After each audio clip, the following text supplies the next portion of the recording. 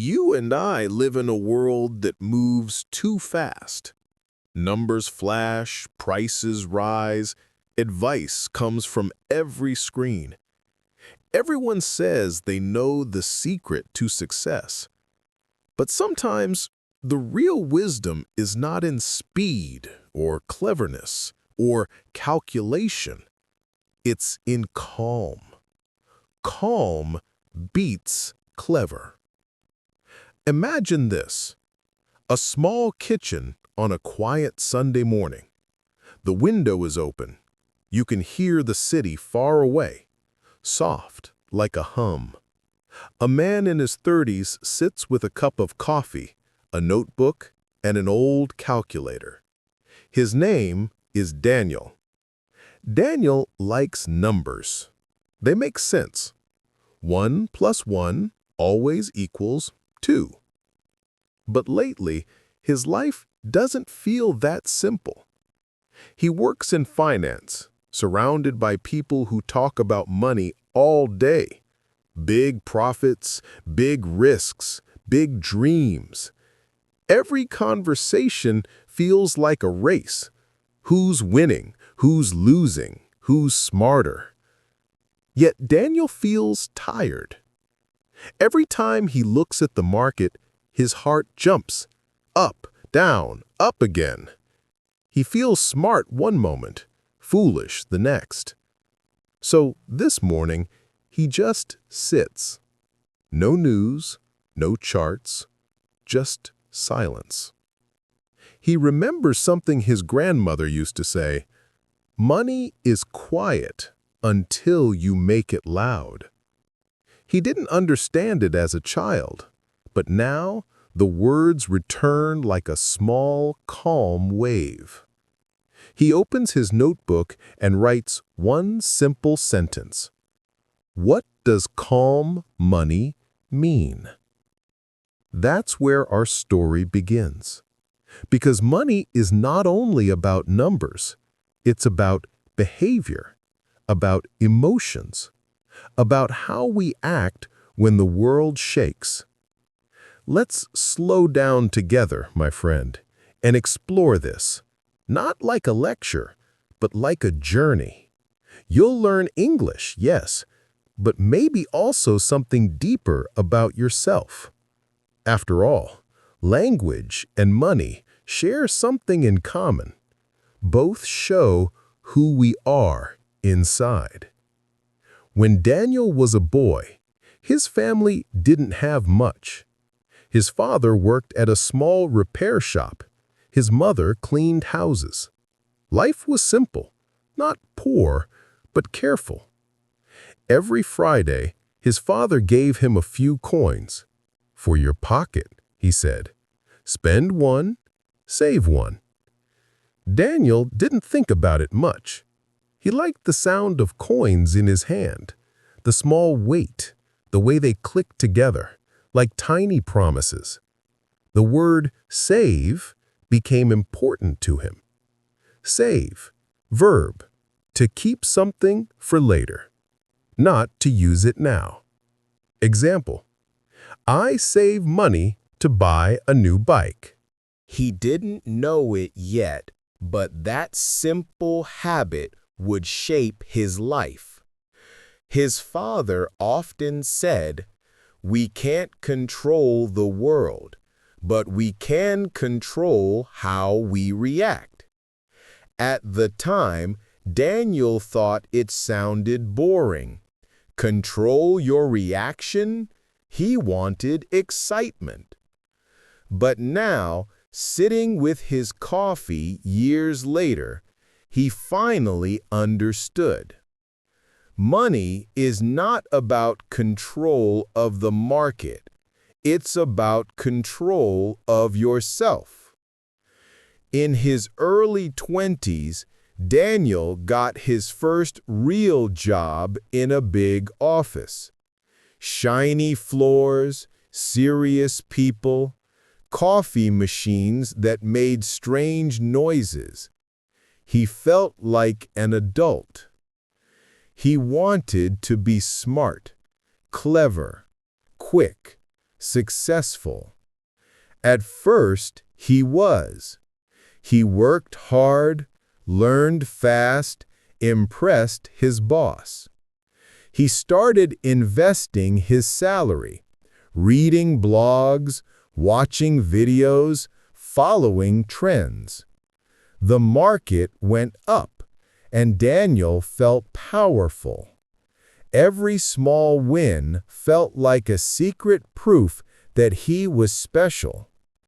"Look," he told his friend one night, "I made $200 today, in one day."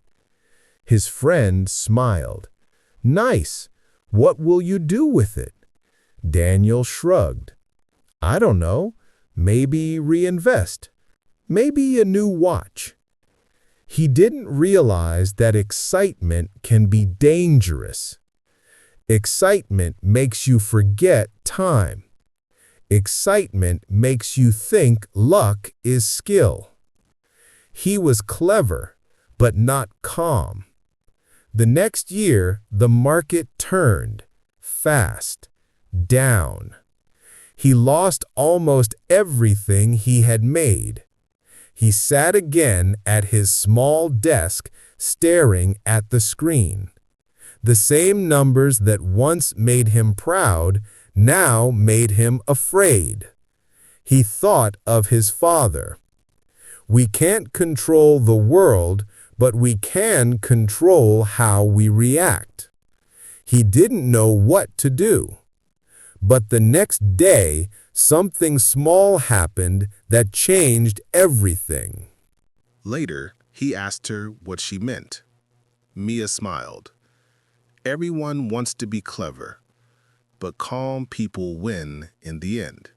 They think in years, not minutes. Daniel laughed softly. That sounds wise. Did you read it somewhere? She nodded. Yes, it's from a book, The Psychology of Money. That night, Daniel searched for it. The first line he read was, "Doing well with money has little to do with how smart you are and a lot to do with how you behave." He stopped, read it again. It felt like someone had written that sentence for him. He remembered the panic, the noise, the racing thoughts, and he realized the biggest risk wasn't losing money, it was losing peace. From that day, Daniel started changing, slowly. He began reading more about behavior, about patience, about how people make decisions when emotions are high. He learned a new word, behavior, noun, the way someone acts. Example, her calm behavior helped everyone relax. He started noticing how different his life felt when he made calm decisions. He saved before he spent. He walked before he ran. He thought before he reacted. He wasn't trying to be clever anymore. He was trying to be consistent. Consistency, he wrote in his notebook, is just calm repeated many times. Weeks passed. The market went down again, then up. Daniel watched, but didn't rush. Mia noticed, "You look peaceful lately," she said. He smiled. "I'm practicing calm." She laughed. "That sounds like yoga for the mind." "Maybe it is." They became friends. They talked about life, work, and small joys. How most of life isn't about big wins, but small habits. One evening, as they left the office, Mia said something that Daniel never forgot. "You know, clever people look for the next big thing. Calm people look for the next right thing." He thought about it all night. Maybe that's the secret, he wrote later. Don't chase, choose. But the next month brought a surprise. The company faced a crisis. A big client canceled a contract. Panic spread across the office. People whispered, shouted, argued. Some employees sold their shares, others blamed the boss. Daniel felt the old fear rise in his chest. His hand shook. He looked at the red numbers on the screen. They felt like tiny alarms. But then he remembered, calm beats clever. He turned off the monitor, closed his notebook, walked outside. The air was cold, clean. The city lights glowed like quiet stars. He walked for a long time thinking about everything he had learned. Money, he thought, is like weather. You can't control it, but you can prepare for it. He decided to wait, to stay calm. A few months later, the company recovered. The market rose again. Many people who had panicked lost big. Daniel didn't. He smiled, not because he won, but because he stayed himself. Looking back, he realized something deeper. All his clever plans, all the math, all the numbers, none of them had given him peace. Only patience had. He began to understand what true wealth meant. Not just money in the bank, but calm in the mind. He started teaching his younger colleagues small lessons. He told them about the long-run mindset, thinking in years, not days. He used simple English to explain big ideas. Mindset, noun, the way you think about something. Example, a positive mindset helps you grow. Money grows like a tree, he said. You don't pull the roots to check if it's growing. You water it and wait. They laughed, but they remembered. He also talked about compounding, how small actions repeated over time create big results. Compound, verb, to increase by adding more over time. Example, if you save every month, your money compounds. He smiled when they asked how to stay calm during chaos.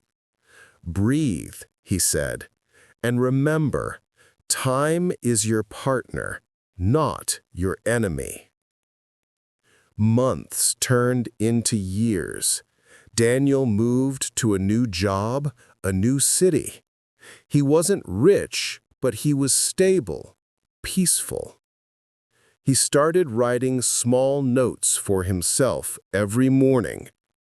Stay patient. Act less, think more. Don't rush. Time is working for you. Sometimes, when life got noisy again, he opened that first notebook, the one where he wrote, "What does calm money mean?"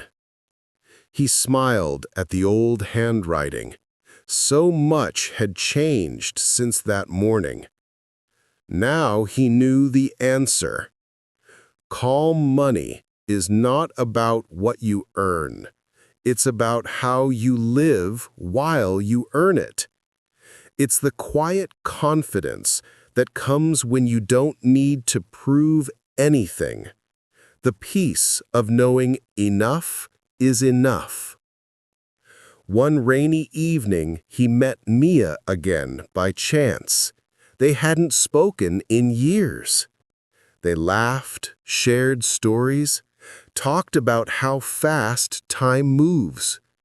When they said goodbye, Mia asked, "So, Daniel, after all these years, what's your best lesson about money?" He thought for a moment. "Patience," he said softly, "and kindness to yourself and others. The rest will follow." She smiled. "Still calm, I see. Trying, always trying." After all this, one truth remained. You can be the smartest person in the room, but if you lose control of your emotions, you lose everything. Behavior greater than math. Calm greater than clever. The calm investor wins not because they know more, but because they panic less. And that's true not only about money, but about life. When things go wrong, breathe. When people rush, slow down. When fear grows, remember your roots. Because success, like peace, is built one quiet choice at a time. You all live in a noisy world, but inside you, there's a quiet place, the place that knows what really matters. Find it, keep it, because that's where your wealth begins. So, my friend, maybe this story wasn't really about Daniel. Maybe it's about you. You who sometimes feel rushed, worried, unsure. You who try to do everything right, yet still feel behind. You don't need to be clever. You just need to be calm. Start small. Save something. Wait a little longer. Forgive yourself when you fall. Over time, these tiny choices become something powerful. They become peace. Your story is just beginning. If you enjoyed this journey, subscribe. The next story will surprise you. Thank you for staying till the end, and remember, calm always beats clever. Stay curious, stay kind, and see you soon. The world changed again. Screens got brighter, news got louder. Everyone seemed to be chasing something new. New money, new fame, new speed. Daniel often watched the rush from his small apartment window.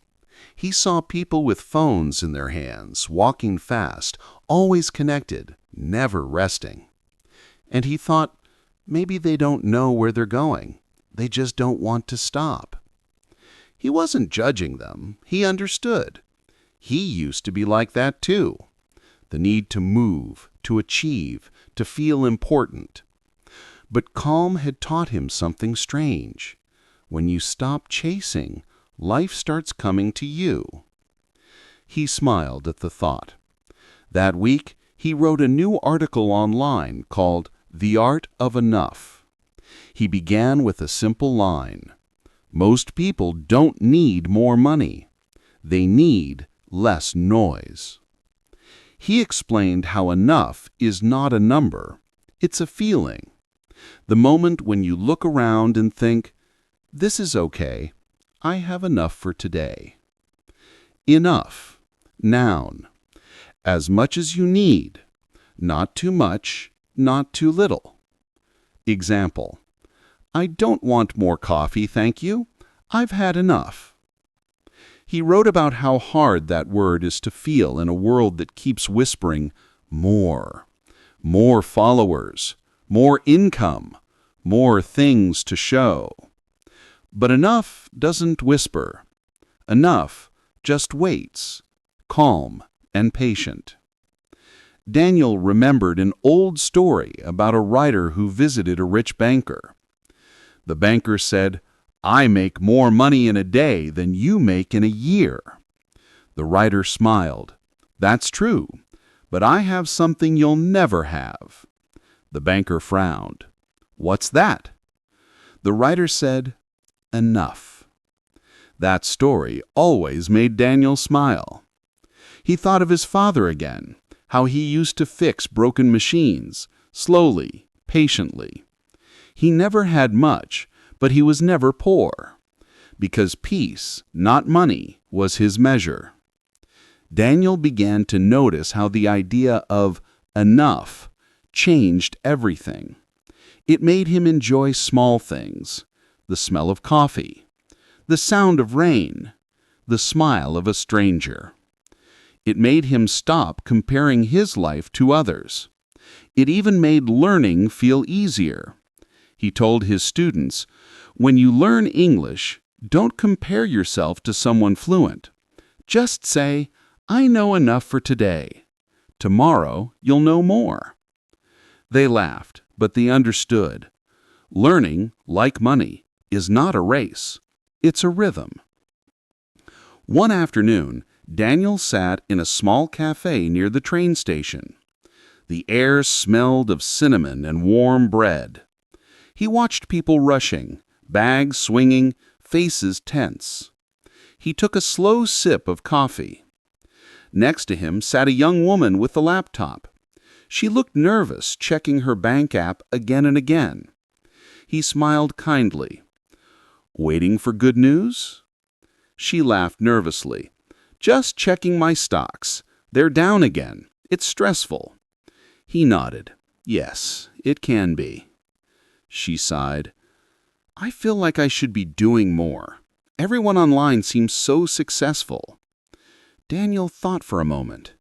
Then he said softly, "Maybe they look successful because they can't stop showing it." She looked at him. "What do you mean?" He smiled. "Calm people don't need to prove being calm. They live it." She chuckled. "That's deep." "Not really," he said. "It's just quiet." The woman smiled, closed her laptop, and said, "Maybe I'll try being quiet, too."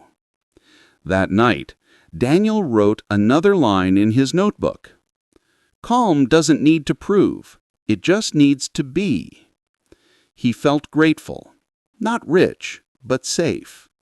Not perfect, but peaceful. He knew life would always change. Markets would rise and fall. People would come and go. But calm and patience, those were his true savings. He looked at his reflection in the window. The city lights shimmered behind him. He thought, "This is enough." In time, Daniel's articles began to spread. Teachers used them in classes. Students quoted them in essays. People started calling him the calm storyteller. He never expected that. He never planned to be known. He only wanted to share peace. And yet, that's how calm works. It travels quietly, like light under a door. He received messages from people all over the world.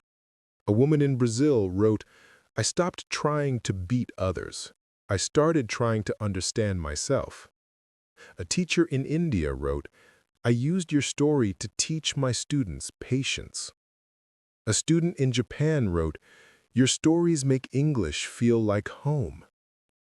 Daniel smiled every time he read one. He thought, maybe the world is learning to slow down. But one day, something unexpected happened. He received an invitation to give a talk at a large finance conference in London. The title they proposed, "Behavior over Math." At first, Daniel hesitated. He hadn't stood on a stage in years. He wasn't sure he belonged there among experts and executives. But then he remembered his first notebook, the question he wrote years ago. What does calm money mean? He smiled. It was time to answer that question aloud. On the day of the talk, the hall was full. Bright lights, cameras, the smell of coffee and nervous excitement. Daniel stepped on stage, holding nothing but his small notebook. He looked at the crowd. Hundreds of people waiting for clever tricks, fast formulas, secret ways to win. He took a deep breath and said slowly, "Money is not math. It's behavior. You can know everything about numbers, but if you lose control of your emotions, you lose control of your future.